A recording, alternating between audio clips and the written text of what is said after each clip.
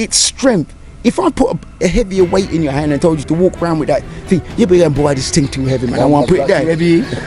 And you put it down because you haven't got the required strength to do that. Okay, so it's all about, life is about.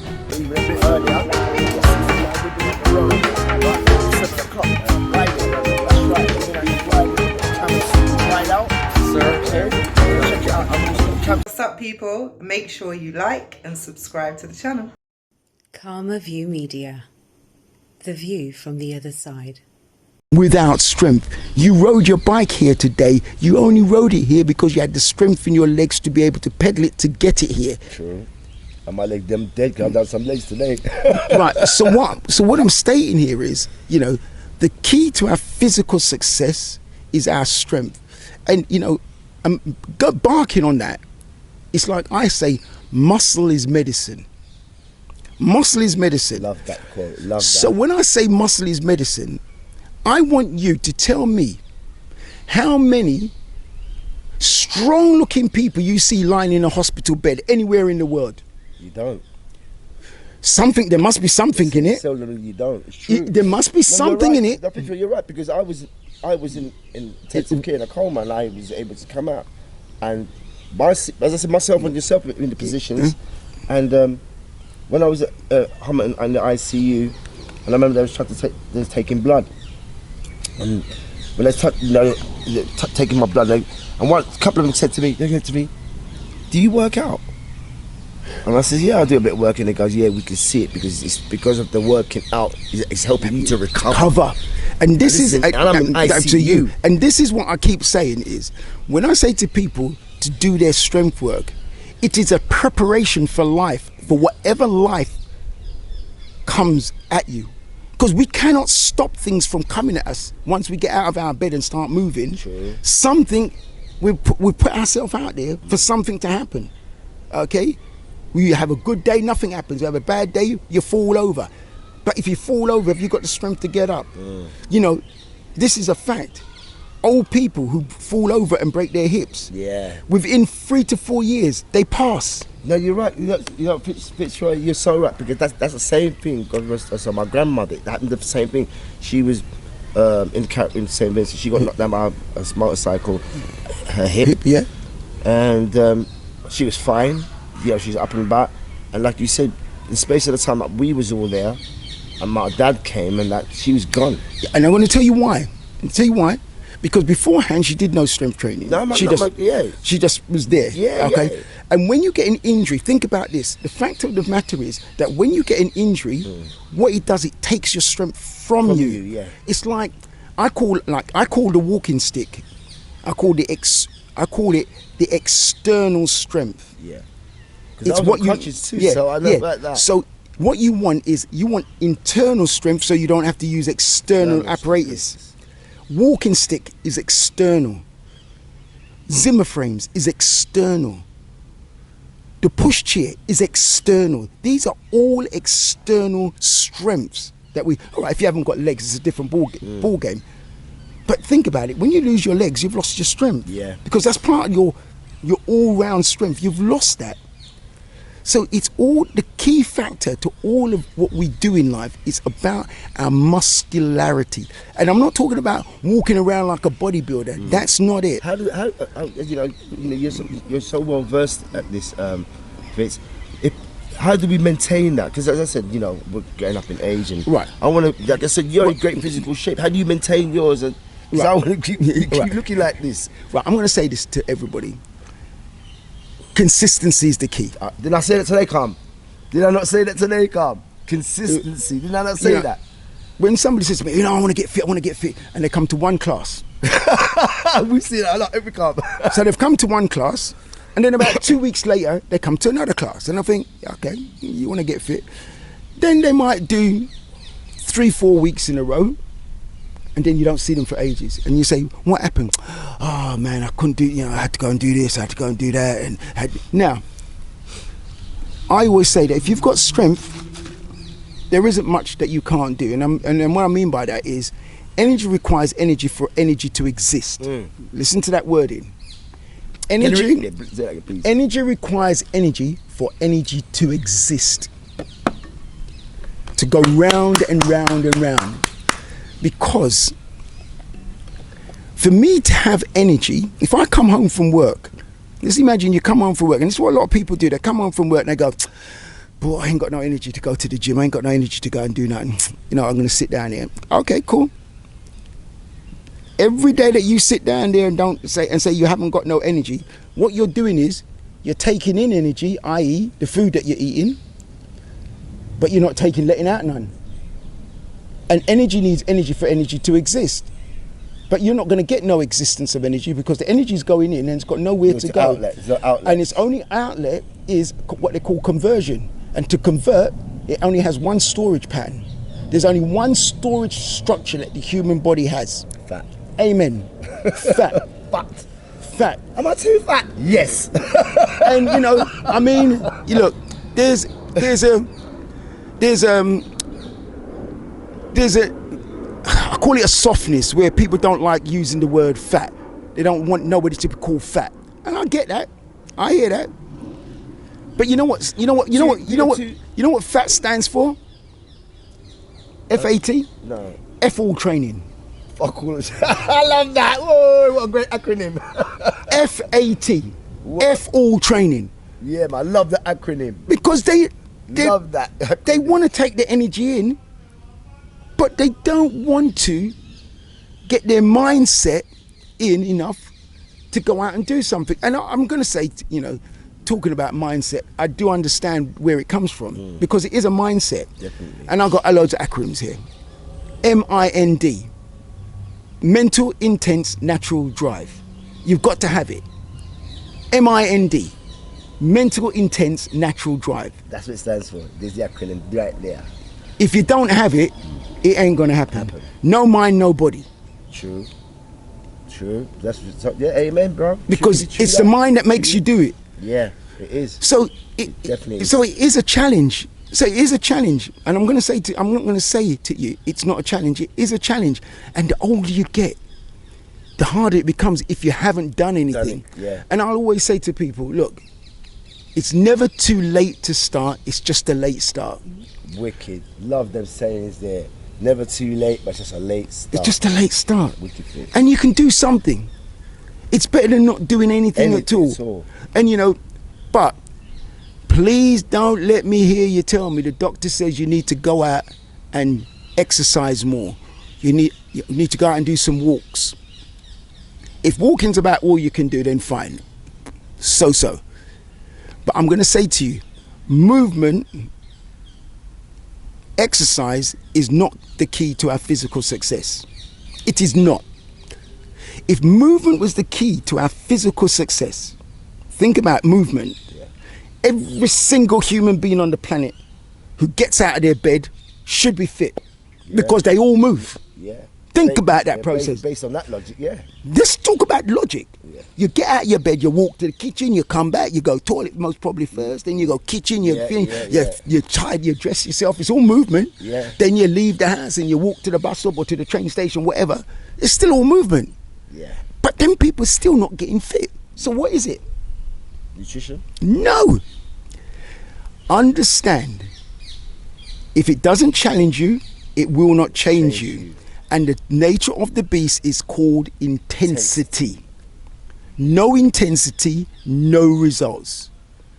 LIT, low intense training. LIT, lit. That's how we start. Low intensity training is what we do. We light ourselves up, we lit it up. Yeah. But that lit will soon become LIE, lie. Low intensity exercise. Low intensity exercise is a lie. It doesn't work. Cannot work, will not work. That's why we've got high intensity training. HIIT. Yeah. Because it works. Alright, sit there. Hit on them. What you mean? I lick and I'm hit on them. So, you know, I challenge everybody that if you want physical change, challenge yourself. And if you're going to challenge yourself, challenge it in the way that we as human beings, our bodies work and operate. Our bodies are hunters. stop-start. Look at most sports. Most sports are all stop-start. The only sports wherein it's just continuous wreck is endurance races. Yeah, and cycling. And cycling, well, long distance cycling, Yeah, not short, not the power, not the guys in the velodrome. Them guys, powerhouse, the ones who do the sprints. Now, here's something for you to look at, and I want you guys and everybody who's listening to this, I want you to look at that. I'm going to ask you the question. They'll be seeing this. Right. Usain Bolt, phenomenal sprinter. Yeah. In his heyday. Mo Farah, phenomenal runner in his heyday. Yeah. Think about the treadmill in the gym. In the gym, speed 20. Yeah. How many people you know can run at speed 20 in the gym? In the gym. Not a lot. Hardly anybody. Speed 20. Mo Farah runs 20 for a whole marathon, 2 hours. Blood clot. For 2 hours, he will be able to run at speed 20. Wow. But he can do it for 2 hours. That's But we're talking endurance. about, that's pure endurance. Pure endurance. Okay, stop there. Usain Bolt, he runs most 200 meters, 100 meters. Yeah. Short burst. Now, here comes the question. If I asked you, what body would you prefer to have, Usain Bolt or Mo Farah? Usain Bolt. Every time. Every time. So why train like Mo Farah? Why do people go out there and train like Mo Farah and you want to have a Usain Bolt body? Mo! Yo! The question in hand. Oh God. What some gems there. What a gem there. I want to look like Usain Bolt, but I'm going to go and do a 2-mile run and a 5-mile run and a 10, and I'm going to look like Usain, but it ain't going to happen. Yeah. You look at the athletics. They've got the World Championships coming up this year. Yeah. Okay, I'll tell you this now. From the 1500 onwards, Yeah. scrawny looking people. Yeah, 1500. And that ain't the body of a hunter. Definitely not. That looks like a body of the prey. But what I'm saying is, they're elite at what they do. But That's extreme and endurance, though, right? Like you said extreme. earlier. Extreme. Do you get?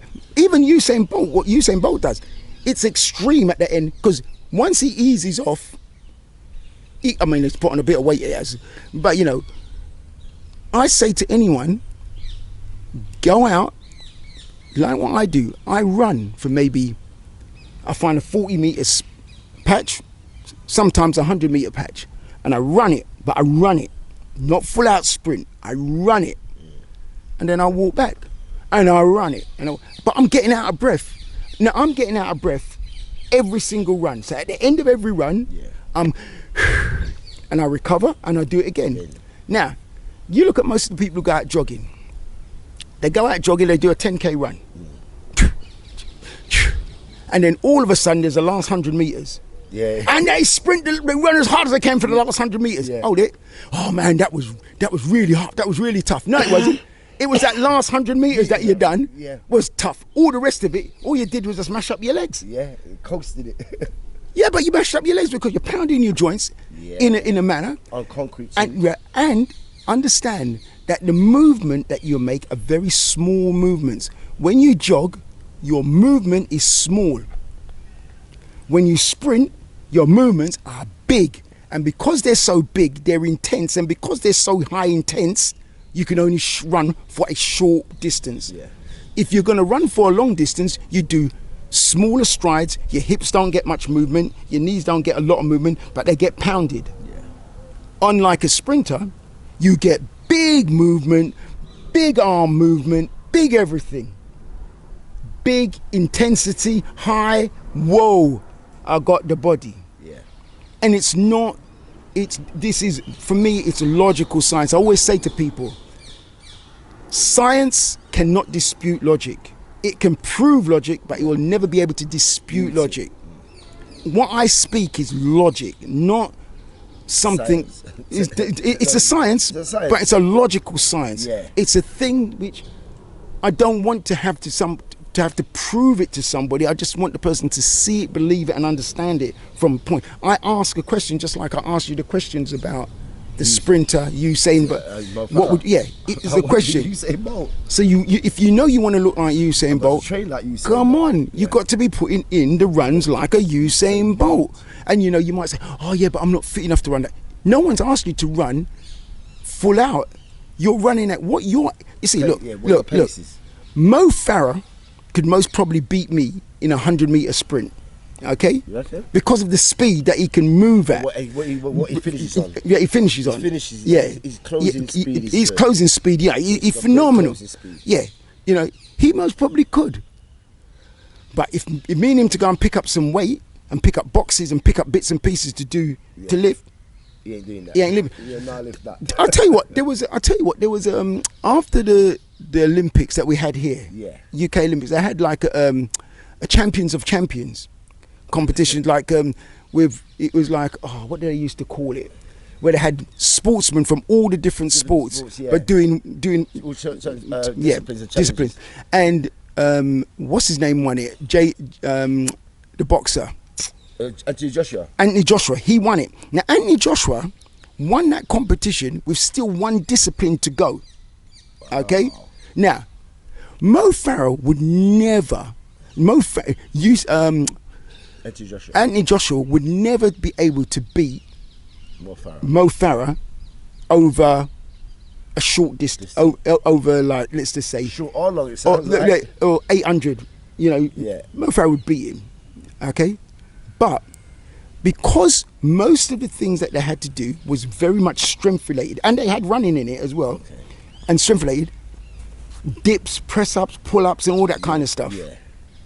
Mo Farah was terrible.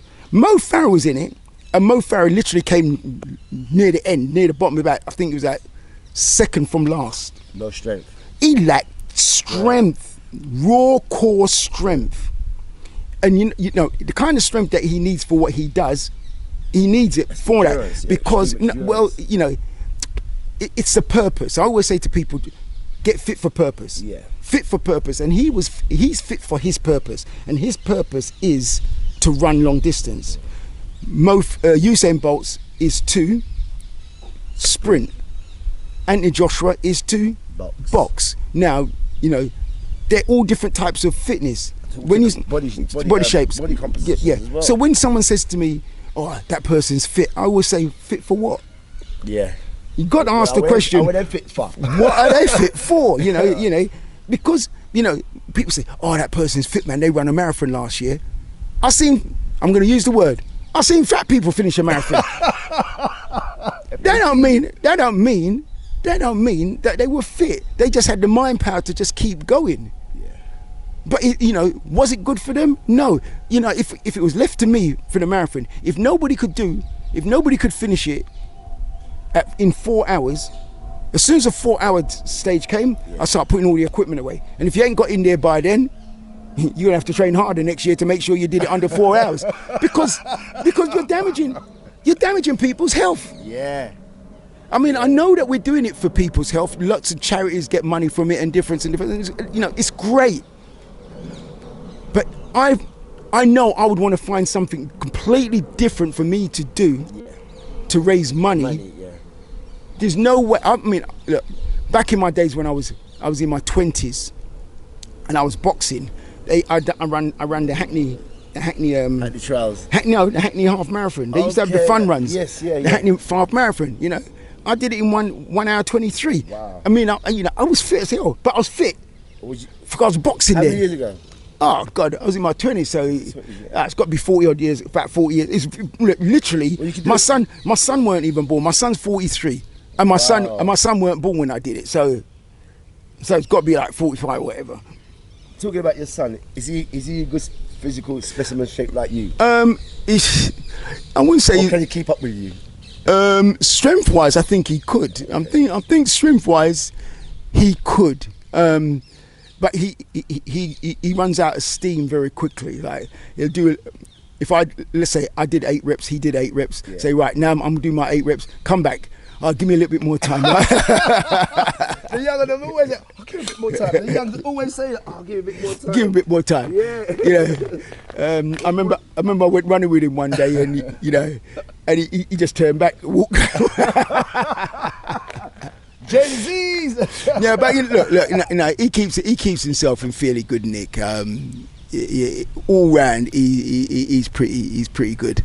From a fitness point of view. But look, what I'm trying to say to all of you, and especially as you're coming up in age, get consistent. And when I say consistency, it doesn't have to be every day. I don't believe in training every day. If it's about the intensity. If you do 2 really intense sessions a week, that's good enough for you as you're getting older. Or if you wanted to and said you want to get on a 12-week program.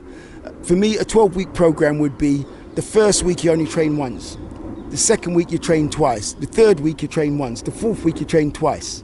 So you've done 4 weeks out of the way. So you've only done six sessions in 4 weeks. Then, if you want to say, right, you know what, I'm going to move that up a bit. So you do the next time you finish, you do 2. Yeah. 2 sessions one week, then you do 3 sessions the next week, then you do another 3 sessions, and then you bring it back down to 2. That's 8 weeks gone, and you literally doubled near enough what you did. So the first week you did 6, the next week you did 10, the next 4 weeks. So it's like split into 3 trimesters. Yeah. Okay. The last one is the one that you start changing up things, where you do a 3, a 4, a 3, and a 4.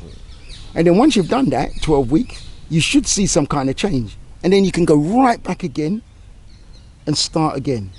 Because you got to understand, we can't train. If you trained every day, I train every, but I'm not crazy. Crazy, yeah. But what I'm stating here is, you're training. I'm not saying active though, Fitz. No, I active is a different. Like what you said, I feel if I don't do it, right, I feel bad. Right, I do feel bad. All right. So what you've got is active recovery. You've got to recover. You cannot get high intensity without recovery. Oh. That's the nature of high intensity. There has to be recovery to get high intensity. Now, what I'm stating here is, if you want to train every day, train some days and exercise and other days, because I will say to you that exercise and training are completely different. Yeah. They're not the same thing. Exercise is movement. Training is exercise with intensity. So you're doing the exercise but adding intensity to that exercise. And how do you know that it's training? Because you get out of breath. Yeah. If you don't go into what they call oxygen debt, they call it oxygen debt because you're borrowing oxygen. When you're out of breath, you're having to get oxygen from somewhere because you borrowed a lot of oxygen, so you got to be paying it back. Yeah. So you got to stop to pay it back to go and use it again. Okay, so it's called oxygen debt. That's the nature of what it is you've got to look at for your training. So you can say you can have 2 days where you train when your workout make you go out of breath. And then if you're saying, boy, you know what, I need to work out, I need to do something today, go out and have a walk. Go out and, if need be, and you think that you need it for your mindset, go out and do a light jog. Just a light jog. I'm not saying to anybody not to jog. But if you're saying to me that you're going out jogging under the premise of getting your body into physical condition, that's not the way forward. There's a thing that they call good, better, best. Good, could do a bit of jogging. Better, run. Yeah. The best, you'll only know that when you start going back. Right. You'll only know your best when you start going back. You know your best days. Now, if you broke the world record, you know that was the best day that you ever had. That was your best, the world record. Your fastest time for whatever it was, that was your best. Your best times was the times when you had the most fun. Yeah. Because it was your best. Weren't just good times, it was your best times. Yeah. Because you can think back. Yeah. Now, for me, the good, better, best syndrome is what you can use as a way to look after your body. Just look after your body, none more. Just say, look, every now and again I'm going to go and I'm going to push myself because I want to. And I'm going to say this now before anybody those who know me, I'm vain. I'm vain as. No, because you know what? Because I'm going to say this now. Because people will say that, well, yeah, no, vanity. And you know what? Vanity is what has kept me in what I call fairly good shape. Because I look at it that. I want to add to that when you finish that. Because I'm going to say, if you've found a means to keeping your body in shape, if you found a means to do it, do it. It's a purpose. My purpose is I want to look good in my clothes, because the nature of clothes is man maketh clothes. Yeah. Clothes don't maketh the man. All right. Touch me, mama. You mean? Touch me. And it doesn't matter what clothes you wear. If you can wear those clothes, and bring it out. You're the person bringing out. You're the person who bring out the clothes. I always say that, Fitz. I always say that. It's a point like you just said there about that vein, and you like to feel good. I'm gonna add to that, and this comes from Coach Prime. He's the one who credited to this, but I use it as my mantra also, and I'll use it for myself and Fitz in this present time. It goes, and you already know what I'm gonna say in it. There's the saying, as Coach Prime says, when you look good, you feel good. When you feel good, you play good. When you play good, you get paid good. And when you live good, you die good. All good. Exactly what Fitz is saying. It's all about that good. Yeah, man. And I love Fitz, you're like me. I love feeling good. Yeah. I love feeling good. So, like you said, it's our mission. Each day, like you said, I'm making sure that I feel good. And I'm not going to allow anything to, take my focus away of feeling good. I won't allow anything to kind of distract me or try to railroad me or sidetrack me from having that feel-good factor. You know what I'm saying? And it means doing what I'm doing here. I love what I do, and we do what we love, and it's like doing this Fitz. You know what I'm saying? Teaching us and showing, the world, because the world's going to see this, and the plethora of knowledge that you just bestowed on those across the world, especially the United Kingdom, who was never aware of the soul music and how these sounds are playing all their rare groove stuff and all these things. This is why it was so important for myself to get you on camera, Fitz, because you have to have your flowers. I'm just when I kept seeing you all the time, I think this man here, Fitzroy. I said this man he has. I don't care. He has to be on the team. You have to be on it, because, as I said, you guys started the first ever soul sound in this United Kingdom. You know what? Even if you're in Europe, I don't even know any other soul sound from Europe. Well, and sounds was our way of moving forward, because if you think about it, how many, apart from at the time there was not Ronnie, what's the guy's name? It used to be Soul Spectrum. Oh, Soul Spectrum. Soul Spectrum. I remember that. Oh, what's his name? He had like an American accent.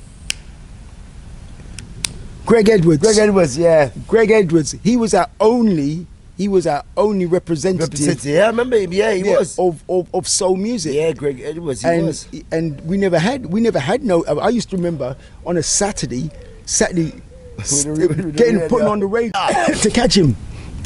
Soul Spectrum. It was brilliant, and that was the only soul music that they had on any radio station anywhere. Wow. And I remember, I'll tell you what, here's one. What's his name? Oh, what's the DJ? And he does soul music. Not David Rodigan, what's the other one? He's on Radio London. Radio London. Short hair, he used to do all the soul. Not Mac. No. Old guy, he's old now. And he's still on the Tony radio. Blackburn. Tony Blackburn. Yes, man, Tony Blackburn. Tony Blackburn. Yeah, man, big up Tony Blackburn. I present top of the pops and all that. Yeah, but Tony Blackburn. Tony Blackburn. I was surprised that he actually was in the soul team. But listen, Tony Blackburn, you know the club that we used to play at in Fitzroy Park? Yes. Tony Blackburn came there and was DJing. I had him on to DJ. Yeah. I DJ'd there. Yeah. Wiped the floor with him. No soul. And I think he did about 2 weeks, and he weren't getting anybody in, hardly. I did it. Come on, man. Yeah, it's the energy and the spirit that's the music lives through us. Yeah, but you know, I wasn't a talker when I played music. I weren't a DJ that as a presenter too. Yeah, all I did was play music. I mean, that's what DJ is, isn't it? DJ spinning. Yeah, I was a spinner. I was a spinner. I wasn't a mic person. I was very much a player. But you know what? I just realised, just looking around here, I used to run for Victoria Park Harriers. I remember Fitz. I used to run with him as well. Yeah. Yeah, man. Yes, and you know, I tell you, Michael McFarlane, David James, late Michael McFarlane, just passed last. Did he? You never hear? No. Mike McFarlane died 2 weeks ago. What? No, I didn't know that. You never knew? No, Fitz. What? His funeral, from what I gather, his funeral's on the 15th of July. Yeah, I'll be there. Mike McFarlane. Yeah. What? He died at Whipps Cross. What? He had a few complications. Oh, man. Was he not a Commonwealth champion? Yeah, he was a Commonwealth Games champion. Commonwealth Games, European champion. He came equal first with Alan Wells. I remember that. Wells and cheated. Alan Wells was on steroids. He was on PhDs, bro. He was on PhDs in time. Mike, because we all used to run for Lloyd Cowan. Yeah, and John Isaacs was the coach. Isaacs was the coach. Remember John? John Isaacs was the coach. Isaacs, man. He's a big coach, John Isaacs. Yeah. Big up John, man. So that was a Hackney at the Hackney Potsy. We used to sing. When I came to Hackney and I joined this Vicky, them weren't the greatest, we were the latest, but no, we joined them. We are the greatest. We shall have a grand time over in Vicky. We used to sing that. That's one of my anthems. Big up John Isaacs, man. Wherever you are, John, massive love and respect to a man like you. He's still around. Yeah, great coach. Because I see him every now and again on Facebook. Yeah, great coach. Any young persons who are looking to get into the sprinting or any type of athletics, check out John Isaac. You're looking for a coach? He was great. John Isaac. I tell you, but Mikey was a coach, because Mikey had Mike was coaching. Yeah. Oh yeah, big coaching team. He had quite a few international girls running off his game. Mike McFarlane. Because Mike McFarlane, he's sponsored by the GB Federation. Okay. So he got paid by them to coach. Oh, come on. Boy, that is a shocker, Fitz. Oh, for everybody. No, King. That's a shocker, bro. Yeah. Hey, man, oh. So it only tells us all, live your best McFarlane, man. Live your best life. Don't wait for it. Don't wait for it, man. Make it. As I said, you know my saying, innit? Stop counting time and make the time count. Yep. Yeah. Yes. Never said a truer word. Yeah, anyway, guys, look, I'm gonna have to come take this to an ending, a bow. All I will say to you is, we want to do a part 2 though. Is it possible, Fitz? Can we continue to do part 2, another episode? Right. The part 2 that I would really want to do is to really kind of talk about fitness and talk about the ways that we need to train, how to train, and some of the myths that are out there, some of the nonsenses that are out there about training and what to do, and just a few little tips on ways of getting ourselves into shape. Just before I go, here's a quick one on the fitness tip, and I want you to think about this, because I know that one of the major things, and I'm sure that when you go to parties or you're out and you say to somebody, "Oh, I'm a trainer," or "I teach fitness," PT, they'll go, "How do I get this down? How do I get this down?" Yeah, they all say that. Everybody. I'm doing this in my belly. I want to try. I need to get this down, and and I've got one of these things, and I look at it this way. Here's a question. I'm going to ask you the question. When you look at somebody, you haven't seen him for a while, and you haven't seen him for a while, and you're going, "Boy, you look like you lost weight." Yeah. Where do you see it? The rice and peas, they like when this man cook rice and peas, because he don't boil rice, he steams it. You understand? Which is me. Rice and peas is me. Yeah. And when I'm cooking, you can't get me out out of the kitchen because that's where I work. You understand? When you look at them, where do you see it? In their face. Amen. So, when you see somebody, you go, boy, you look like you lost weight. And you say, boy, because you see it in their face. Now, my question to you is, do you know of anybody on the planet that trains their face? No. No. So Never heard of it. Right, so if nobody trains their face, but the face gets slim, why would it be that you just concentrate training your abs and your abs will get slim? Yeah. It can't work. I've never seen, I'll tell you what I want you to find. Yeah. I want you to find somebody who's got wicked abs, but the rest of their body don't look good. It don't happen. Carmel's going to research that. I know he's going to have a look at that. You ain't going to find it. I've seen people with good looking legs, but got pot belly. I've seen people with arms and the chest don't look bad, but the belly don't look that great. Yeah. But the one thing I'll guarantee you, a person got good looking abs, the rest of their body look good. And it's not because they train their abs, it's because they train their body. It's an all over structure. You cannot isolate. There is no isolation. Fat doesn't go, oh, I'm just going to take it off the arms, off of the left arm, but I won't take it off the right. Sounds like skin graft. You know, it just ain't, it's just not going to happen.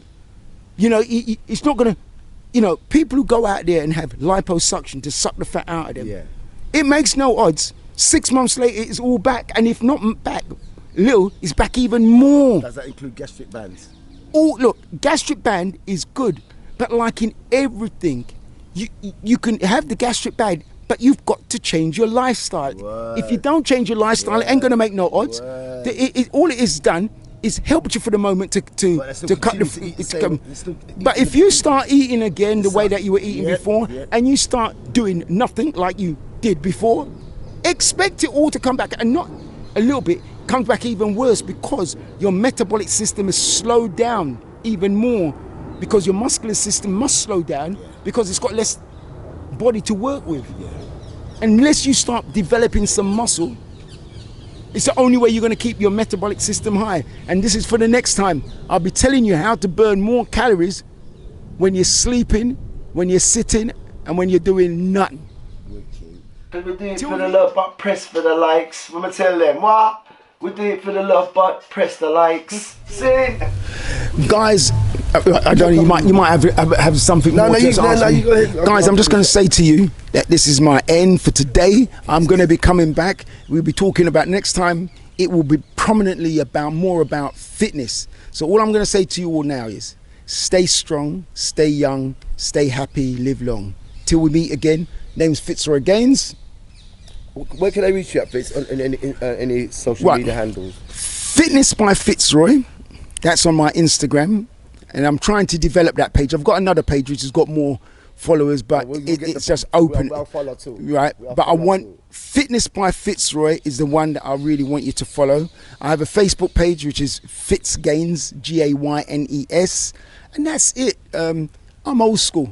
Real school, true school. We're old school, and with old school, we don't have loads and loads of social media. Until I get a young person who can do all the typing and all the bits and pieces, we'll meet again. Take care. Power to the people. Fitzroy, thank you ever so much. Like I said to each and every one of you, this was an interview, a reason and season with, as I said, with a prominent, polarizing figure from our community and society. This is something that, a project that I wanted to get done a few years now. Because myself and Fitzroy spoke about this in years, and to make it manifest and to see where it is, make it tangible today, it's been a great honor. Fitzroy, like I said, my brother, you've been a great inspiration for myself, empowering, you know, the life lessons that I've learned from you growing up as a youth to where we are to this day. And you know, as I said, I hold you at such a high esteem. As I say, I'm not about unconditional love. No, I thank you, because as I said, I've seen you tutor these people, I've seen you mentor people, and they've all come good. That's the greatest thing of the results that you bring out in people. You bring out the results, and it's a results-based, in this time, it's a result-based thing today. And you show and you produce the results. You know what I'm saying? Fitz? And I can't wait till we do part 2. As he said, Fitzroy said we will be at the fitness. And for those who really said they want to get themselves in shape, we've got 2 PTs here. We've got Fitzroy here and we've got Carmen Monero there. So there's no excuse. So Fitz, my family, enough love. Thank you for a wonderful day. I love that. And you too, man. Until we meet people. So there you have it there. So my beloved brother, I mean, get a 2 move, my bridge. I mean, oh. So there you have it there. So this is 587 TV. My beloved brother Karma. As I said, I've thoroughly enjoyed my afternoon with my beloved brother Mr. Fitzroy Gaynes. And as he said, we will go spare our lives. We will be commencing this another interview here. And there's other persons that I'd like to bring into the fore, which I should have asked Fitzroy, but I'll do it when we get around to doing the second one. And this is going out to Jabba Deuce. You don't see Fitzroy, don't see it? Jabba, you's next. You're up next. See Jabba? So I know you're going to see this. So Jabba Deuce, and you we are look fun.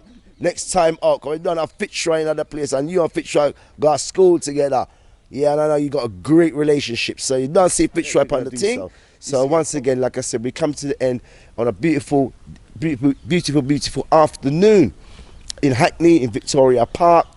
Yes, with my beloved brother, Fitzroy, Mr. Fitzroy Gaynes. Getting it to my beloved brother, Carmen Monero on the camera, Camp Slew, Bar Level. Also myself, this has been OF5s today. And as I said, current affairs, and we've had a fantastic day. So for now, I'm out. 1.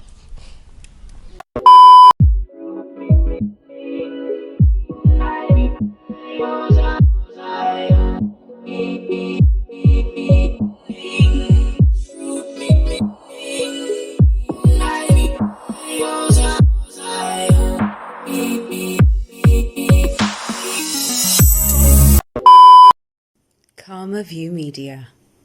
The view from the other side.